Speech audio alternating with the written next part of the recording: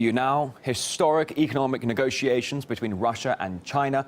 For an expert opinion on this, I'm now joined live by Dr. David Ketua, the CEO of the Motley Singapore and stock market analysis. Good to see you today. We haven't actually seen the papers signed just yet. It's possible we're witnessing a very small delay. What kind of issues do you think could cause that? Ultimately, price, Rory. I think, it really hinges on the asking price between the two sides. I mean, this deal has been 10 years in the making, and ultimately what it really comes down to at the very end is how much is China willing to pay for the gas. I mean, we're looking at somewhere, between 350 or maybe, slightly less per 1,000 cubic meters of gas. So, give or take a few dollars. We're looking at a deal that's worth around sort of $400 billion over a 30-year period of time. In other words, we're looking at something that could generate for Russia approximately $13 billion a year.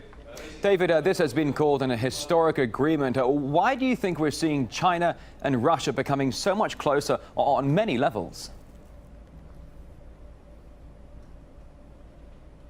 Well, I think ultimately it really sort of boils down to these sanctions that the West has imposed on Russia. And, there's a saying in our household, Rory, and that is, if you lock the front door, make sure that the back door is locked as well. And I think in this case, the West has forgotten to lock the back door. So whilst they've actually imposed sanctions on Russia, Russia is sort of saying to the rest of the world, okay, you can lock the front door, but I have a back door as well. And the back door in this case is China. So really, I mean, the West has actually pushed Russia into doing a deal with China. So on the one hand, this is an economic deal, but on the other hand, it's also a political deal in which Russia is saying to the rest of the world, if you don't want to buy my stuff, there is somebody else out there who is willing to buy my stuff as well. And we have to sort of look at this deal in the context of these two countries. Russia has something that China wants, gas. China has something that Russia wants, clean energy.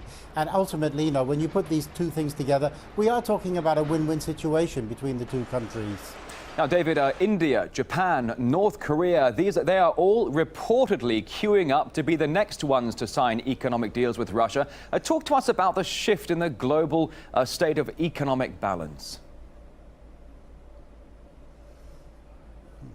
I mean, it is quite noticeable. What you're actually what you're seeing is sort of major powers here in the East saying that they want to do deals with the rest of the world. I mean, when you have a look at India as well, yes, India also wants what Russia has to offer, and Russia has something that India wants also. So you're looking at these sort of major countries here in the East, particularly China, which is the second largest economy in the world, and also India. And in the case of India, India needs growth. India needs growth very, very badly. I mean, at one time, both India and China were running neck and neck in terms of their economic expansion.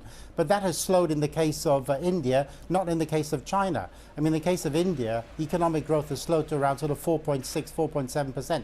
That isn't sufficient to sustain the Indian economy. So therefore, India is saying, I need, somebody that can help me spur that economic growth. And it's looking to Russia in this case and saying that Russia can help. Dr. David Ketua, CEO of the Motley Singapore financial website. A great pleasure to have you joining us here on RT International today. Thank you very much.